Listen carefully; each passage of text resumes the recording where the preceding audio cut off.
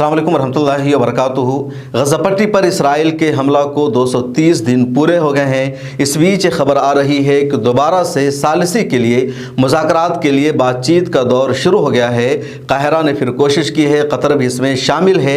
Israel भी चाह रहा है कि बातचीत हो, हमास की भी ख्वाहिश है, लेकिन इसराइल अपनी शर्तों पर चाह रहा है और इसी की वजह से सालिसी में या मुज़ाकरात में सीज़ फायर में लगातार ताख़ीर हो रही है। इस बीच एक बड़ी खबर हमास की तरफ से आई है। अल-क़स्साम ब्रिगेड ने एक वीडियो जारी करके कहा कि तुम्हारा बहुत ही अहम कमांडर असाफ हमामी हमारी गिरफ्त में है, हमारे कब्ज़े में है और इसको जल्द ही तुम आज़ाद करा लो, इसका वक्त ख़त्म हो रहा है। अल-क़स्साम ब्रिगेड ने दरअसल ये वीडियो जारी की और इस वीडियो में जिसके बारे में दिखाया गया वो असाफ हमामी है और ये गज़ा डिवीज़न के जनूबी ब्रिगेड का कमांडर था। इजरायली सेना का एक अहम सिपाही, अहम कमांडर है। इसराइल ने शुरू में इसके बारे में ये दावा किया था हमास के हमले में वो मर गया था, उसकी हलाकत हो गई थी और हमास वाले उसकी लाश को लेकर चले गए थे और इसके बाद ही इसराइल ने पल्ला झाड़ लिया था। लेकिन आज अल-क़स्साम ब्रिगेड ने यह वीडियो जारी करके इसराइल में एक नया खौफ फैला दिया है।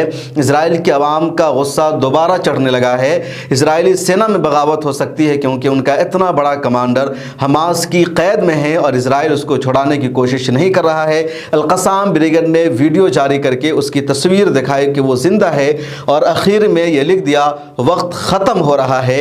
ये मैसेज हमास का साफ है इसराइल के लिए कि तुम्हारा कीमती आदमी हमने गिरफ्तार कर रखा है, वो जिंदा है।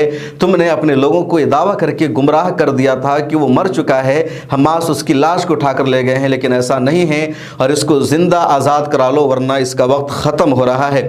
इस बीच एक और बड़ी खबर सामने आई है और वो ये कि मोसाद के सरबराह अब अमरीकी SIA की मदद लेने जा रहे हैं। अमरीकी CIA दुनिया की बड़ी एजेंसियों में से एक है, मोसाद का भी अहम नाम है। इन दोनों ने लगातार राब्ता करके कोशिश की हमास के कमांडरों को गिरफ्तार करने की, हमला की वजह जानने की, या यहया अस्सवार गज़ा पट्टी में कहाँ छुपे, मोहम्मद अज़ैफ़ कहाँ हैं, इन लोगों तक पहुँचने की, हमास के इंफ्रास्ट्रक्चर को ख़त्म करने की, लेकिन मोसाद को कामयाबी नहीं मिल सकी, CIA को की भी कामयाबी नहीं मिल सकी। अब दोबारा खबर सामने आई कि एक मरतबा फिर फ्रांस की राजधानी पेरिस में अमरीकी CIA के सरबराह विलियम ब्रेनसन की मोसाद के चीफ के साथ मुलाकात होने वाली है और दोबारा मोसाद CIA की मदद लेगा और जानने की कोशिश करेगा कि कहाँ ये लोग छुपे हैं, लेकिन अभी तक इसकी टेक्नोलॉजी, इसकी एजेंसियाँ नाकाम साबित हुई है। उधर यूरोपियन यूनियन के बयान ने एक मरतबा फिर इसराइल की नींद हराम कर दी है। यूरोपियन यूनियन कमीशन के सरबराह ने कहा फ़लस्तीन को एक रियासत के तौर पर तस्लीम करना, फ़लस्तीन को आज़ाद रियासत का दर्जा दिलाना यहूदियों के ख़िलाफ़ नहीं है, यहूद मुखालिफ नहीं है, इसराइल के ख़िलाफ़ नहीं है और अगर इसराइल की ऐसी सोच है तो इस सोच को वापस ले ले क्योंकि फ़लस्तीन को भी रियासत का दर्जा मिलेगा। दरअसल पिछले दिनों यूरोप के 3 ममालिक ने फ़लस्तीन को एक स्टेट के तौर पर तस्लीम कर लिया, जिसमें आयरलैंड का नाम शामिल है, नॉर्वे का नाम शामिल है और स्पेन का नाम शामिल है। स्पेन ने तो यहाँ तक कह दिया था कि दरिया से समंदर तक हम फ़लस्तीन को एक आज़ाद रियासत बनाना चाहते हैं, उसकी हिमायत जारी रखेंगे। इसकी वजह से इसराइल में और हंगामा बढ़ा है।